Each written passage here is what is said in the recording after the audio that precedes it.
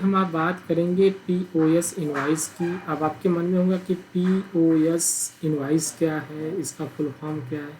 तो देखिए, इसको बोला था पॉइंट ऑफ सेल। तो आप कहोगे कि ये क्या है पॉइंट ऑफ सेल।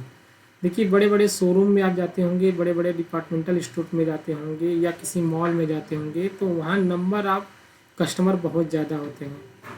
कम से कम आप एक एज्यूम कर लो कि पर डे 1000 से 2000 कस्टमर आते हैं। तो ऐसे सिचुएशन में क्या होता है कि वहाँ पर ट्रांजैक्शन कैश में ही होते हैं अधिकतर, और ऑनलाइन पेमेंट होते हैं। तो इमीडिएट पेमेंट वो करते हैं और उनको रिसीविंग भी चाहिए, क्योंकि अगर हम टाइम लगाएंगे इनवॉइस जनरेट करने में, बहुत टाइम लगा देंगे, तो ऐसे सिचुएशन में क्या होता है कि उनकी भीड़ बहुत ज़्यादा बढ़ जाएगी। तो अब इससे मुक्ति के लिए, इसे समाधान के लिए कि कम टाइम लेस में आप कैसे वर्क को परफॉर्म कर लो, तो टैली सॉफ्टवेयर में एक ऑप्शन होता है कि बाउचर क्रिएट कर दें, एक नया बाउचर बना दें। बाय डिफ़ॉल्ट बाउचर तो बने होते हैं, लेकिन ऐसे सिचुएशन में पीओ या इनवॉइस जनरेट करना है तो आप वहाँ से एक बाउचर क्रिएट कर दें। अब इसमें क्या होता है कि नंबर ऑफ ट्रांजेक्शन ज़्यादा होते हैं और ऐसे कस्टमर होते हैं कि कोई भरोसा नहीं कि वो कल आएँ कल नहीं आएंगे, तो इंडिविजुअल सेपरेट रिकॉर्ड रखना भी कोई ज़रूरी नहीं है। तो ऐसे सिचुएशन में उनको एक रिसीविंग भी चाहिए और प्रोडक्ट की डिटेल भी चाहिए उसी इनवाइस में, और क्या सर्विसेज आपने प्रोवाइड किया है अपने स्टोर से या गुड्स प्रोवाइड किया है, तो उसकी डिटेल रहती है। और उसमें जीएसटी भी कैलकुलेट होती है, प्रोडक्ट की पूरी डिटेल होती है, एचएसएन कोड भी होता है, सब कुछ होता है।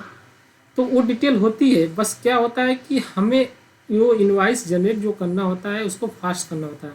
तो उसी चीज़ को करने के लिए कि मतलब नंबर ऑफ़ कस्टमर ज़्यादा हैं और हम इनवाइस में टाइम टेकिंग ले लेंगे, और कहते हैं कि हम उनको प्रॉपर तरीके से लेजर बना के भी क्रिएट करेंगे, तो कोई ज़्यादा इम्पोर्टेंस है नहीं ऐसे प्लेसेस में। क्योंकि देखिए, इमीडिएट कैश ट्रांजेक्शन होते हैं या तो ऑनलाइन ट्रांजेक्शन होते हैं। तो ऐसे सिचुएशन में आप पीओएस यानी point of cell invoice generate करके और कम टाइम में ज़्यादा लोगों को सर्विसेज प्रोवाइड कर सकते हैं। तो इन सब चीज़ों के बचने के लिए पीओएस इनवाइस जनरेट किया जाता है। तो आइए देखते हैं कैसे जनरेट किया जाता है पीओएस इनवाइस। ठीक है, तो सबसे पहले हम क्या करेंगे, एक कंपनी क्रिएट करेंगे। देन आफ्टर चलिए हम पीओएस के नाम से ही बना देते हैं, या मान लेते हैं कोई माल है, माल का नाम ABC है ना। तो हम ABC point of cell invoice इसी नाम से क्रिएट करते हैं। मान लीजिए हम एड्रेस डाल देते हैं जबलपुर। ठीक है, इसके साथ साथ एड्रेस ये मध्य प्रदेश में पड़ता है, तो मध्य प्रदेश हमने कर दिया। ठीक है, ऐसे ऐसे करके आप ऑलरेडी कंपनी क्रिएट कैसे की जाती है आप लोग कर लेते होंगे। तो आगे बढ़ते हैं, हम उसी पॉइंट पर आते हैं। अब आप देखेंगे कि कंपनी क्रिएट हो गई है और यहाँ पर कुछ फीचर है। देखिए क्या होता है कि बड़े बड़े जो मॉल होते हैं, शॉपिंग होते हैं, शोरूम होते हैं, तो वहाँ पर कुछ समय समय पर डिस्काउंट ऑफर भी चलते रहते हैं। तो आप इसको क्या कर दें, आप इसको कर दें यस। यहाँ पर जो ये पॉइंट है use discount column in invoice. तो अभी बेसिकली क्या है, विदाउट जीएसटी का मैं आपको बता रहा हूँ कि कैसे क्रिएट किया जाता है। इसके बाद 20 जीएसटी कैसे क्रिएट किया जाता है वो भी आपको बताएंगे, या आप कहेंगे चलिए मैं आपको जीएसटी के साथ भी क्रिएट कर देता हूँ। ठीक है, तो आप यहाँ पर जीएसटी नंबर फिल करना पड़ेगा। तो चलिए मैं जीएसटी नंबर यहाँ से निकाल लेता हूँ। एक जीएसटी नंबर निकाल लेते हैं, वहाँ पर डाल लेते हैं, क्योंकि अगर जीएसटी नंबर अगर हम नहीं डालेंगे ना तो ये कैलकुलेट नहीं करेगा। कंपनी का जीएसटी नंबर डालना बहुत ज़रूरी है। तो ऐसे ही जनरली मैं एक जीएसटी नंबर ले लेता हूँ यहाँ से।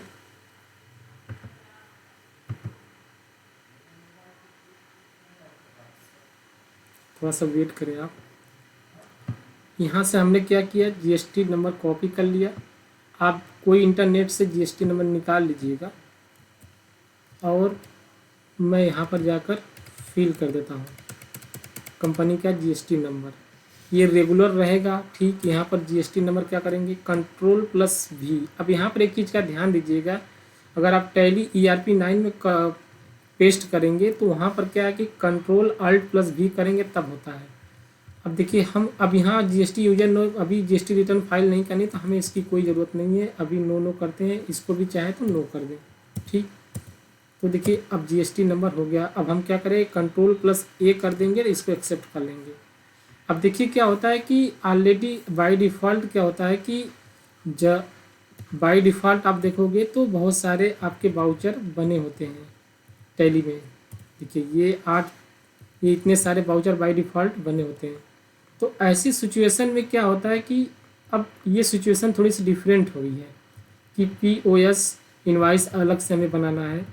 तो अब इसमें क्या आता है कि पहले जो सेल्स होते थे या परचेज होते थे ऑलरेडी वो बने होते थे वाउचर टैली सॉफ्टवेयर में। बट टैली ने एक ऑप्शन ये भी दिया है कि अगर अपने अकॉर्डिंग आप कोई वाउचर आप क्रिएट करना चाहते हो तो आप उसे क्रिएट कर सकते हो। आइए चलते क्रिएट करना। गेटवे आप टैली पे जाते हैं, गेटवे आप टैली पे जाते हैं और कुछ भी क्रिएट करना हो तो यहाँ के क्रिएट वाले ऑप्शन पर क्लिक करेंगे और हमें क्या क्रिएट करना है, वाउचर क्रिएट करना है, वाउचर टाइप क्रिएट करना है। चलिए ठीक है, अब वाउचर क्या करना है, पॉइंट ऑफ सेल है ना, पॉइंट ऑफ सेल इनवाइस। ठीक, चलो अब देखो इसका क्या बिहेवियर क्या है। आप देखोगे कि सिलेक्ट टाइप ऑफ वाउचर, तो ये एक तरह से क्या है, वहाँ पर भी हम किसी शोरूम पर या किसी मॉल में भी कोई आइटम सेल करेंगे तो वो भी तो एक सेल है, तो इसको सेल करेंगे, इसका ग्रुप सिलेक्ट करेंगे सेल। ठीक, इसके आगे आपको कुछ नहीं करना है, ये खाली इंटरफेस करते करते जाना है। अब यहाँ पर दो ऑप्शन आएगा, एक ऑटोमेटिक जो वाउचर नंबर आएगा, एक ऑटोमेटिक मैनुअल। तो आप अपने सुविधा के अनुसार ऑटोमेटिक कर सकते हैं, तो ये ऑटोमेटिक अपना 1 by 1 1 2 3 ऐसे आता जाएगा। और ऑटोमेटिक मैनुअल भी करना चाहते हैं तो आप ऑटोमेटिक मैनुअल भी कर सकते हैं, इसमें एडिट ओवर राइडिंग भी कर सकते हैं। यस करेंगे, कुछ भी इसमें अलग और कुछ भी नहीं करेंगे, ऐसे इंटर करते करते आगे बढ़ जाएंगे। अब कह रहा है कि प्रिंट वाउचर आफ्टर सेविंग। जैसे आप किसी मॉल में आप गए होंगे, देखे होंगे कि जैसे ही आप पेमेंट करते हैं तो वो आपको एक रिसीविंग देते हैं तो तुरंत प्रिंट निकल के आ जाता है। तो अब यहाँ पर यस करना पड़ेगा। चलिए यस कर देते हैं। ठीक, अब अगला पॉइंट देखें कि लिखा यूज फॉर POS इनवाइस, तो इसको क्या कर देंगे, यस कर देंगे। आगे बढ़ जाते हैं। अब देखिए क्या होता है कि जब कोई कस्टमर आता है तो उसको रिसीविंग दिया जाता है तो वहाँ पर कुछ ऐसे सेंटेंस उस वाउचर में इनवाइस में होते हैं जो मतलब अच्छा लगता है। जैसे लिखा रहता है थैंक्स फॉर परचेज, ऐसा लिख के आपको मिला होगा, आपने ध्यान दिया होगा तो। ठीक, और दूसरा कुछ इस टाइप से लिखा होगा विजिट अगेन। तो ये क्या होता है कि एक स्पेशल रिगार्ड हो जाता है, उन्हें अच्छा भी लगता है। चलिए आगे बढ़ते हैं। ठीक, अब देखो यहाँ पर लिख के आ रहा है कि डिफ़ॉल्ट टाइटल टू प्रिंट, मतलब कि जो आप वो POS point of cell invoice अगर आप जनरेट कर रहे हैं और प्रिंट होगा तो उस पर डिफ़ॉल्ट नेम क्या लिख के आएगा, तो हम क्या लिख देते हैं, POS।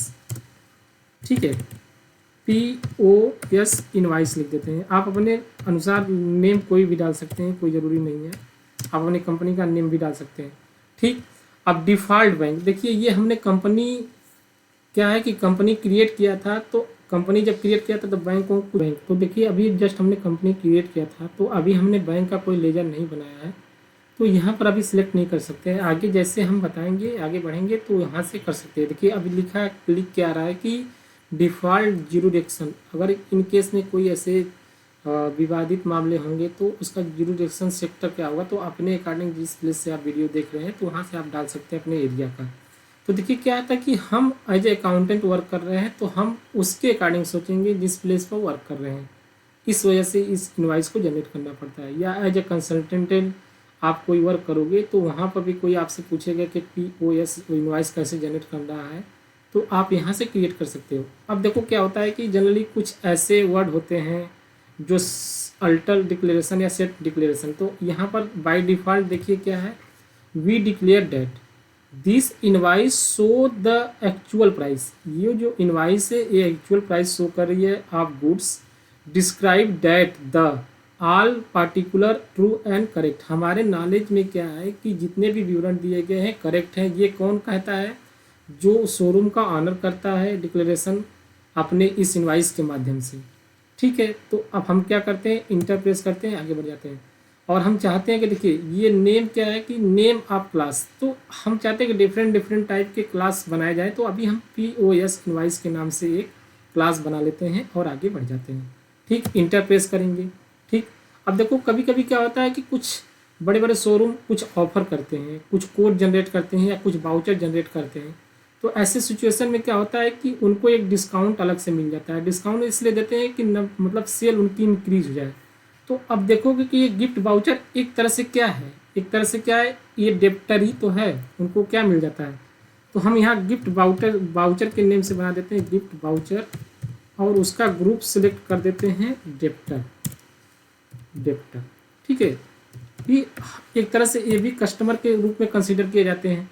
तो हम इनको क्या करते हैं, ये क्या करते हैं, डिस्काउंट देते हैं, और इसको क्या करेंगे, कंट्रोल A कर लेंगे। ठीक, अब देखिए दूसरा मेथड दे रहा है कि आप पेमेंट कैसे रिसीव करोगे। तो पेमेंट कैसे रिसीव करेंगे, क्रेडिट डेबिट कार्ड पेमेंट। तो जनरली बात है कि जाहिर सी बात है कि अब डेबिट और क्रेडिट कार्ड से पेमेंट आप रिसीव करेंगे तो आपको ये वो अमाउंट कहाँ रिफ्लेक्ट करेगी, आपके बैंक अकाउंट में। तो ये यस ही सभी यस रहेगा। और लेकिन अभी देखिए कंपनी हमने क्रिएट किया था तो बैंक का लेजर नहीं बनाया था, तो आइए हम बैंक का लेजर बना लेते हैं। ठीक, तो हम मान लेते हैं SBI बैंक का अकाउंट है उस शोरूम का, है ना, तो उसे क्रिएट कर लेते हैं। और इसका जो ग्रुप होता है बैंक ही होता है, लेजर ग्रुप। ठीक, अभी अकाउंट नंबर डालेंगे कोई ज़रूरत नहीं है, बस हमें आपको कैसे जनरेट किया जाता है ये इनवाइस आप जान सको इस वजह से कर रहे हैं। ठीक, अगर चेक भी आप रिसीव कर रहे हो इन केस में तो वो भी तो आपके अकाउंट में ही जाएगा। तो इसके लिए क्या कर लेंगे, बैंक सेलेक्ट कर लेंगे। अब कैश कर रहे हैं तो जाहिर सी बात है कि कैश ही होगा ये। ठीक, अब आता है देखिए अब इतनी सारी चीज़ें तो हो गई, ये जो सेल है वो कहाँ पर रिफ्लेक्ट होगी। तो जाहिर सी बात है कि जब ये सेल है तो सेल में ही रिफ्लेक्ट होना चाहिए। तो आइए सेल का एक लेजर क्रिएट कर लेते हैं। ठीक, PO पॉइंट ऑफ सेल। ठीक है, अब इसका ग्रुप क्या सिलेक्ट कर लेते हैं, सेल कर लेते हैं, क्योंकि किसमें हमें ये अमाउंट को रिफ्लेक्ट कराना है, सेल के वाउचर में। ठीक, अब यहाँ पर देखिए अब GST अगर आप चाहते हैं लगाना तो आप क्या कर देखिए इसी पर करिएगा, इस पे मत करिएगा। Include in accessible value calculation, यहाँ पर कुछ मत कीजिएगा। जहाँ पर लिखा होगा GST अप्लीकेबिलिटी अप्लीकेबल कर दीजिएगा। ठीक, HSN कोड अभी मत डालिएगा। देखिए ऐसे शोरूम में क्या होता है कि डिफरेंट डिफरेंट टाइप के आइटम सेल होते हैं, तो आप यहाँ पर कर दीजिएगा एज पर कंपनी। ठीक, इंटर प्रेस करते आगे बढ़ जाते हैं। और GST rate and related detail, यहाँ पर भी आप एज पर कंपनी कर दीजिएगा। आपको करना क्या है आगे चल के मैं बताऊँगा, स्पेसिफाई डिटेल वाले में आपको अलग से GST कितना % कैलकुलेट करना है वो डाल दीजिएगा। लेकिन अभी जस्ट क्या है सेल वाले पार्ट में आपको क्या करना है, एज पर कंपनी रहने देना है। ठीक, ओके बढ़ते हैं। हम गुड्स एंड सर्विस दोनों बेचते हैं तो यहाँ पर कोई एक सेलेक्ट कर लीजिए। ठीक, गुड्स कर देते हैं। ठीक, अब यहाँ पर 100% इंटर करते गए। अब देखो आपके मन में एक क्वेश्चन आ रहा होगा कि देखिए यहाँ पर लिखा हुआ ना कि एडिशनल अकाउंटिंग एंट्री जैसे tax other charge to be added in invoice. जी बिल्कुल, ऐसे प्लेस पर भी हम GST कैलकुलेट करते हैं। जो भी सर्विसेज आप गुड्स प्रोवाइड करते हैं उस पर GST हम रिसीव करते हैं, तो इसका भी रिकॉर्ड मेंटेन हमें करना पड़ता है। तो बेसिकली क्या होता है कि अगर हम पहले से कंपनी बनाए होते और उसका लेजर बनाए होते तो बस जस्ट हम इंटर प्रेस करते सेलेक्ट करते तो यहाँ पर GST का जो भी रेट होता या GST CGST SGST IGST होता तो उसको सिलेक्ट कर लेते। लेकिन अब क्या है कि हम नए सिरे से कंपनी क्रिएट कर रहे हैं तो हमें हर एक लेजर बनाना पड़ेगा। तो आइए हम एक लेजर बना लेते हैं, किसका, CGST। ठीक, अब इसका क्या होगा, ड्यूटी एंड टैक्स ग्रुप होगा, ड्यूटी एंड टैक्स कर लेते हैं। और GST सिलेक्ट कर लेते हैं। और GST है, अब CGST का हमने लेजर सेलेक्ट किया है तो किसका लेजर यहाँ पर ग्रुप सेलेक्ट करेंगे, CGST का। और परसेंटेज में कुछ मत डालिएगा, वो आइटम पर परसेंटेज आ जाएगा, आगे चल के बता देंगे आपको। ठीक, देखिए अब यहाँ पर ये चीज़ें हो गई, अब यस कर देंगे। फिर इसके साथ साथ SGST का हम क्रिएट कर लेते हैं, SGST। ठीक, ड्यूटी एंड टैक्स कर देंगे। अब यहाँ पर क्या करेंगे, जीएसटी कर देंगे। अब जीएसटी में कर देंगे yes GST, okay, control plus A कर देंगे, एक्सेप्ट हो गया। अब देखिए एक सिचुएशन और बनती है कि जैसे राउंड ऑफ करना पड़ता है, तो ऐसे सिचुएशन में आप करोगे क्या, तो अल्ट प्लस सी कर देंगे, इसको क्रिएट कर लेंगे राउंड ऑफ। ठीक, अब इसका ग्रुप चाहे डायरेक्ट इनकम कर लो चाहे इनडायरेक्ट इनकम कर लो, दोनों में से कोई भी कर सकते हो, लेकिन हम कर रहे हैं इनडायरेक्ट एक्सपेंस।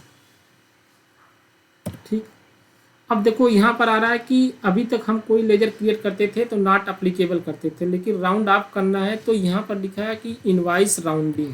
ठीक, अब नॉर्मल राउंडिंग करेंगे और वो 1 रुपये में होगा। ठीक, अब एक्सेप्ट कर लेते हैं कंट्रोल करके ये।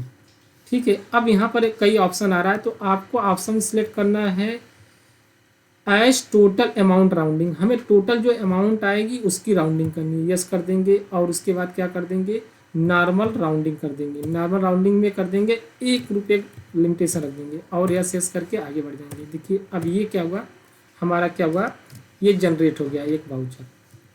अब क्या करेंगे, अब जैसे जनरल नॉर्मल हम जो सेल वाउचर बनाते थे तो एंट्री करते थे, सेम उसी तरह करेंगे।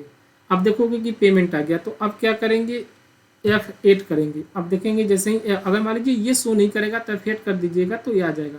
तो देखिए हमने ऑलरेडी एक सेल वाउचर तो हमारे पास बना होता है। अब ठीक है, अब देखिए पॉइंट ऑफ सेल इनवाइस वाला है, इसको हमने सेलेक्ट कर लिया। क्लास क्या सिलेक्ट किया, POS इनवाइस। ठीक, आगे बढ़ गए। ठीक, अब आप यहाँ देखेंगे कि देखिए ऑटोमेटिक ये आ गया, यहाँ पर आपका ऑटोमेटिक है, ओवरराइड भी कर सकते हैं, यहाँ चाहे तो 2 भी कर सकते हैं, लेकिन जैसा इनवाइस का सीक्वेंस हो उसी सीक्वेंस में आप करें तो बेटर रहेगा।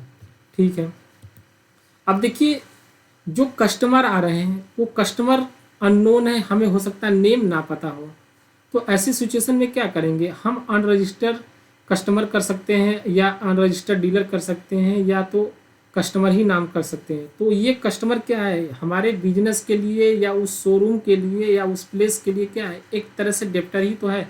तो आइए एक लेजर क्रिएट कर लेते हैं जो सबके लिए काम हो जाएगा। तो कस्टमर, हम कस्टमर ही नाम बना देते हैं। ठीक है, आगे बढ़ते हैं और इसको क्या कर देते हैं, इसको कर देते हैं डेप्टर। भाई किसी को हम कोई आइटम सेल करते हैं और उस पर्सन को हम बोलते हैं डेप्टर ही।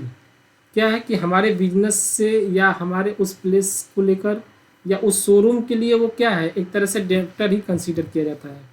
जैसे हम करते थे जब किसी को आइटम सेल करते थे या किसी पर्सन को सेल करते थे तो उसको उस नेम से डिनोट करते थे कि वो हमारे बिजनेस के लिए क्या कहलाएगा, डेप्टर कहलाएगा। तो हो सकता था कि इन केस में उससे हमें कोई पैसे रिसीविंग करना होता था, जनरली पहले जो करते थे। अब यहाँ पर क्या करेंगे, डेप्टर कर दिए और उसके बाद बिल वाइज कोई जरूरी कंट्रोल प्लस ए कर देंगे। ठीक, अब देखिए कि आपको लगता है कि जो कस्टमर है उसकी डिटेल फिल करना है तो आप यहाँ से फिल कर दें।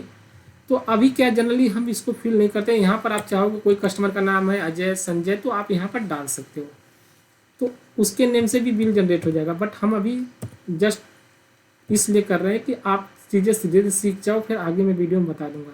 तो जनरली ऐसे लोग ऐसे शोरूम में जो आते हैं अनरजिस्टर्ड ही होते हैं, तो हम अनरजिस्टर कर देते हैं। ठीक, अब देखिए आइटम हमने बनाया नहीं है, मान लीजिए हम अपने शोरूम से क्या सेल कर रहे हैं, एक टीवी सेल कर रहे हैं, टीवी। ठीक, चलो टीवी कर लिए, इसका ग्रुप क्या करेंगे, प्राइमरी ही करेंगे। अब देखिए क्या होता है कि टीवी क्या है, ये नंबर में होता है, तो अल्ट प्लस सी करके क्या करेंगे, नोज कर देंगे, इसका नंबर होता है नोज। ठीक है, नोज नंबर को नोज इसमें कंसीडर करता है टैली में। ठीक, ये कर दिया। ठीक, अब यहाँ पर आ गया प्रश्न कि क्या आप इसी तरह, देखिए यहाँ पर जो आप जीएसटी सिलेक्ट करेंगे या सेट करेंगे तो आप देखेंगे वही चीज़ यहाँ पर आएगी। ठीक है, तो यहाँ पर क्या कर देंगे, एप्लीकेबिलिटी कर देंगे। अब यहाँ पर आपको as per company stock group नहीं करना है, यहाँ पर करना है आपको स्पेसिफाई। देखिए अब जैसे बड़े बड़े शोरूम के या मॉल के आप इनवाइस जनरेट करोगे तो वहाँ पर बहुत सारे जीएसटी स्लैब के रेट में प्रोडक्ट होते हैं, तो ऐसे सिचुएशन में क्या आता है, हर प्रोडक्ट का अलग अलग आप सेट कर दीजिए। ठीक है, एज पर कंपनी कर देंगे तो सिर्फ एक ही कैलकुलेट होगा, तो एज स्पेसिफाई डिटेल हेयर कर देंगे। अब मान लेते हैं कि इसका 85-17 8517 क्या है, HSN कोड होता है, ठीक है। अब क्या होता है HSN कोड या SAC, देखिए HSN का मतलब होता है हार्मोनाइज सिस्टमेटिक नोमेनक्लेचर, और होता है SSC क्या होता है कि सर्विस अकाउंटिंग कोड। तो क्या होता है कि हर वो चीज़ एक नंबर से, हर आइटम का एक पहचान जो होती है उसके नंबर से होती है। जैसे आपकी पहचान स्कूल में एक ही नेम से पर्सन होता है तो रोल नंबर से होती है, उसी तरह हर आइटम के लिए एक एक नंबर डिसाइड है। तो हम यहाँ पर डिस्क्रिप्शन में टीवी डाल देते हैं, चलो टीवी 17 इंच का, ठीक है। अब यहाँ पर भी देखिए क्या स्पेसिफाई डिटेल ही करेंगे, ठीक। अब टैक्सबिलिटी टाइप, ठीक, टैक्सेबल। अब कितना है टीवी पे मान लेते हैं 18% GST है, ठीक। ये क्या है, गुड्स है, चलिए आगे बढ़ गए, ठीक। कितना टीवी आपने परचेज किया या सेल किया आपने अपने शोरूम से, मान लीजिए एक टीवी किया, उसकी प्राइस कितनी है 45,000, 45,450, ठीक। इंटरप्रेस किया। अब चाहते हैं कि डिस्काउंट भी आपको मिले, जैसे बड़े बड़े शोरूम में क्या होता है डिस्काउंट ऑफर होता है, चलिए 5% का डिस्काउंट भी दे देते हैं। तो आप देखेंगे, देखिए ये आपका जनरेट हो गया। अब देखिए यहाँ पर सबसे, देखिए ऑटो, यहाँ पर पहले क्या सेल वाले में सिलेक्ट करना पड़ता था स्पेस की बार करके, बट यहाँ पर नहीं करना पड़ रहा है। अब देखिए यहाँ पर आ रहा है गिफ्ट वाउचर, तो भाई कस्टमर के पास हो सकता है कि कुछ गिफ्ट वाउचर वो हो सकता है सेल बढ़ाने के लिए आपने ऑफर किया हो, तो किसी न किसी के माध्यम से या किसी ऐसे परचेज ज़्यादा उसने कर दिए हो तो सेल गिफ्ट वाउचर उसके पास है, मान लेते हैं उसके पास गिफ्ट वाउचर कितने का है 500 का, ठीक। आपने उसको एक्सेप्ट कर लिया। अब आप चाहते हो कि बैंक अकाउंट में लेना चाहते हो, तो यहाँ पर आप जितना रिमेनिंग अमाउंट है वो देना चाहता है तो आप पूरा सिलेक्ट करते, या नहीं देना चाहता है कैश देना चाहता है तो यहाँ 0 कर दें, ठीक। अब देखिए ये कैश कितना हो गया, 500 का आपका गिफ्ट वाउचर हो गया, और इसके साथ साथ देखिए कैश कितना हो गया 50,449 रुपये, ठीक। कस्टमर से अभी लेने हैं, तो कस्टमर ने क्या किया, आपको दे दिया कितना 50,500, तो आप क्या करोगे 50,500, ठीक है, 50,500 उसने दे दिया, 50,500, ठीक। तो ऐसे सिचुएशन में देखिए आपके पास टाइम नहीं कि आप कैलकुलेट करोगे, तो ये देखो बैलेंसिंग है, कस्टमर ने क्या किया 50,500 आपको दे दिया। अगर हो सकता है कैश दे रहा है, हो सकता है ऑनलाइन देता तो 50,489 देता। तब ऐसे सिचुएशन में आप काउंटिंग करोगे, टोटल करोगे, तो आपको कितना वापस करना है इसको कैलकुलेट करना पड़ेगा। तो सिस्टम में क्या किया है कि एक ऑफर दे दिया है कि ऐसे प्लेस पर आप वर्क कर रहे हो जहाँ पर नंबर ऑफ ट्रांजेक्शन बहुत ज़्यादा है, ठीक है। तो आप इसका कैलकुलेट करोगे ऑटोमेटिकली, टोटल अमाउंट आप डाल दीजिए कि कस्टमर ने कितना दिया और अब बैलेंसिंग अमाउंट कितनी है, ठीक। अब नरेशन डालना चाहते हो तो आप डाल दो, नहीं डालना चाहते तो इंटर प्रेस करके आगे बढ़ जाओ और एक्सेप्ट कर लो, ठीक। ये आपकी देखिए एंट्री सेफ हो गई। अब देखेंगे इसका वाउचर कैसे दिख रहा है, देखो ये है।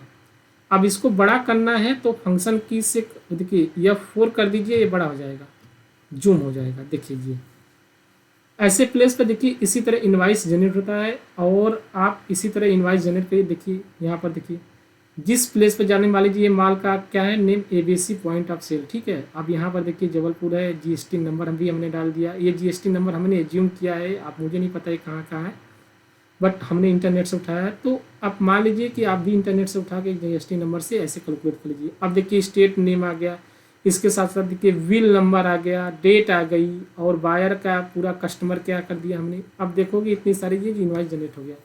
तो ऐसे ही करोगे आप तो चीज़ें समझ में आपको आ जाएगी कैसे करना है। अगर आपको नहीं समझ में आएगा तो वीडियो को बार बार देखिएगा, हमने सारी चीज़ें कवर कर दी है। थैंक यू, मिलते हैं अगली वीडियो में आपसे।